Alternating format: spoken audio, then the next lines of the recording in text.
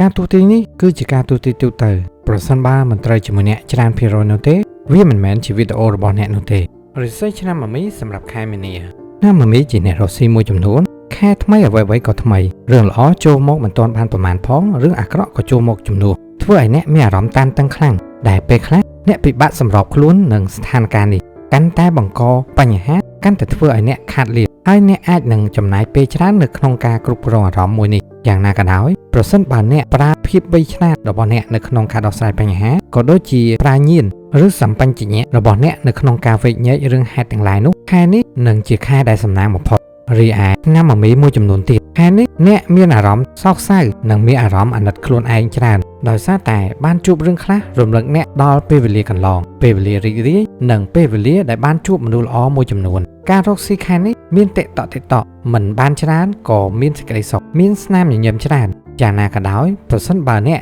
នៅតែបន្តធ្វើចិត្តល្អនោះចុងខែហ្នឹងនឹងមានរឿងល្អចូលមកខែនេះអ្នកមិនគួរគិតអវិជ្ជមានច្រើនពេកទេសម្រាប់ឆ្នាំមមីខ្លះទៀតហើយមិនគួរធ្វើដំណើរឆ្ងាយច្រើនដូចគ្នាបើសិនជាអាចគួរតែធ្វើរឿងល្អៗឲ្យបានច្រើនទើបទ្វារបុណ្យវាសនារបស់អ្នកនឹងបើកឡើងម្ដងទៀតឆ្នាំមមីមួយចំនួនតូចខែនេះអ្នកនឹងមានរឿងល្អចូលមកច្រើនជោគជ័យច្រើនស្ទើរតែគ្រប់គម្រោងរហូតដល់អ្នកអាចបំពេញក្តីសម័យក្នុងរបរឬក៏អាចមានលទ្ធភាពបើករបរក្នុងក្តីសម័យរបស់អ្នកឆ្នាំមមីជាអ្នកធ្វើការមួយចំនួនដើមខែមានរឿងខ្លះធ្វើឲ្យអ្នកខកចិត្តដោយសារតែរឿងនេះជាក្តីសង្ឃឹមដែលអ្នករំពឹងជាច្រើនខែមកហើយពេលខ្លះអ្នកមានអារម្មណ៍អស់សង្ឃឹមហើយពេលខ្លះអ្នកមានអារម្មណ៍ទុក្ខសោកបាក់ទឹកចិត្តដោយមិនដឹងមូលហេតុប្រសិនបើអ្នកនៅតែមានអារម្មណ៍បែបនេះអ្នកនឹងអាចជួបរឿងមិនល្អមួយចំនួនឬក៏ជួបគ្រោះដោយសារមនុស្សផ្ទុយភេទរឿងណាដែលមិនមានប្រយោជន៍គួរតែទុកដោយឡែកហើយគួរតែរៀបចំកិច្ចការគ្រប់យ៉ាងឲ្យមានលំដាប់លំដោយនោះខែនេះអ្នកនឹងមិនខ្វល់ខ្វាយឬក៏មិនវក់វីខ្លាំងជាមួយនឹងការងារដដែល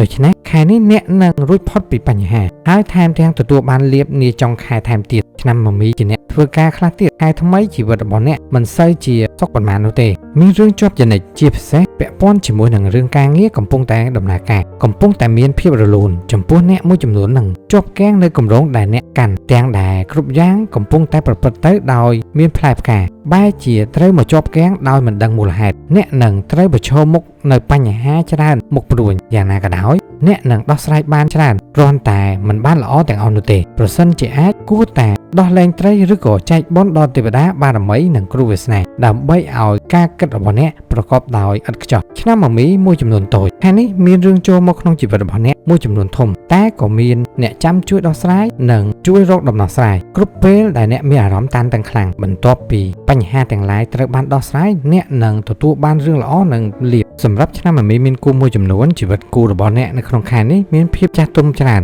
តែក៏មានរឿងខ្លះធ្វើឲ្យអ្នកមានអារម្មណ៍លែងទុកចិត្តគេព្រោះតែគេចាប់ផ្ដើមធ្វើរឿងដែលអ្នកហាមឃាត់ឬក៏មិនចូលចិត្តហើយក៏មានរឿងខ្លះអ្នកនឹងthamចិត្តខ្លាំងនិយាយមិនចេញដើរចេញក៏មិនបានដោយសារតែមុខមាត់គ្រួសារឬក៏ដោយសារតែឪពុកម្ដាយរបស់អ្នកហាមរួចហើយក៏ដូចជាបានដាស់តឿនអ្នកដូចគ្នាតែអ្នកមិនស្ដាប់ដល់ពេលដែលមានរឿងទើបអ្នកនឹកឃើញដល់សម្ដីរបស់គាត់ខែនេះឆ្នាំមមីមានគូខ្លះនឹងព្យាយាមផ្សះផ្សារឿងចាស់ត្រូវស្រាយបញ្ហាចាស់ដែលមិនដាច់ស្រេចវាជាការសម្រេចចិត្តនិងដំណោះស្រាយមួយដែលអ្នកពិបាកធ្វើបំផុតព្រោះតែអ្នកបានដាក់ចិត្តដាក់កាយឬក៏ដាក់ក្តីសង្ឃឹមខ្លាំងទៅលើរូបគេតែគេក្បត់សន្យាម្ដងជាពីរដងថែមទាំងមិនគោរពអ្នកមានគុណរបស់អ្នកទៀតទើបធ្វើឲ្យអ្នកទ្រាំលែងបានរីឯឆ្នាំមមីមួយចំនួនតូចខែនេះអ្នកទាំងពីរនឹងមានរឿងច្រើនដែលត្រូវគិតក្នុងនោះដែរមានរឿងខ្លះនឹងត្រូវឲ្យអ្នកទាំងពីររួមគ្នាធ្វើនិងរួមកម្លាំងគ្នាដោះស្រាយច្រើនយ៉ាងណាក៏ដោយអ្នកនឹងមានរឿងល្អៗជាច្រើនចូលមកហើយការគិតអ្នកនឹងដៃគូ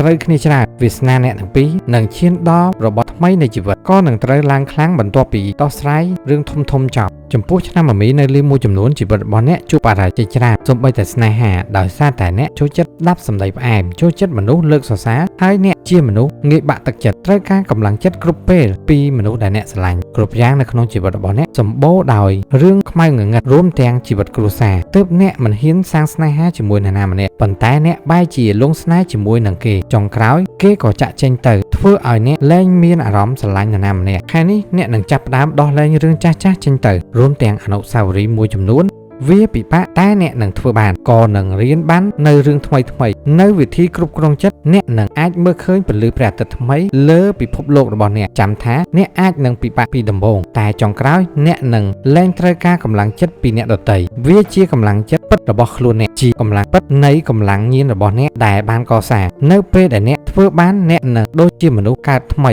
គ្មាននរណាអាចបំផ្លាញទឹកចិត្តរបស់អ្នកបាននោះទេបន្ទាប់ពីអ្នករឹងមាំនិងក្រោយពេលដែលអ្នករកឃើញខ្លួនឯងពិតប្រាកដអ្វីដែលអ្នកចង់បានពិតប្រាកដនោះអ្នកនឹងជួបមនុស្សល្អម្នាក់គេអាចជាមនុស្សដែលទន់ខ្សោយខាងអារម្មណ៍គ្រប់ពេលត្រូវការមនុស្សរឹងមាំម្នាក់ផ្ដល់កម្លាំងចិត្តវាដូចជាចរិតរបស់អ្នកពីមុននៅពេលដែលអ្នកបានជួបម្នាក់នេះជាពេលវេលាដែលមនុស្សគ្រប់គ្នាចាប់ផ្ដើមមើលឃើញពីតម្លៃរបស់អ្នកហើយក៏នឹងដើរចូលមករកអ្នកដើម្បីចង់បានពន្លឺពណ៌សរបស់អ្នកមិនត្រូវធ្វើចិត្តទន់ខ្សោយនិងបំភ្លេចមនុស្សដែលធ្លាប់សើចយំរឿងអ្នកនោះទេតែក៏មិនត្រូវសងសឹកដូចគ្នាគួរតែធ្វើឲ្យគេដឹងថាយើងមិនមែនជាមនុស្សទន់ខ្សោយដូចពីមុនក៏មិនមែនជាជនបរាជ័យដូចគ្នាចំណែកឆ្នាំមមីខ្លះទៀតគួរតែធ្វើចិត្តឲ្យរីករាយរស់នៅម្នាក់ឯងមួយរយៈបើសិនបើអ្នកមិនច្បាស់ថាមនុស្សណាដែលអ្នកស្រឡាញ់ឬក៏អ្នកត្រូវការមនុស្សប្រភេទណាសូមជូនពរឆ្នាំមមីឲ្យជួបតែរឿងល្អជួបតែមនុស្សល្អនិងជោគជ័យក្នុងខែថ្មីអរគុណសម្រាប់ការស្ដាប់ជួបគ្នានៅវីដេអូក្រោយ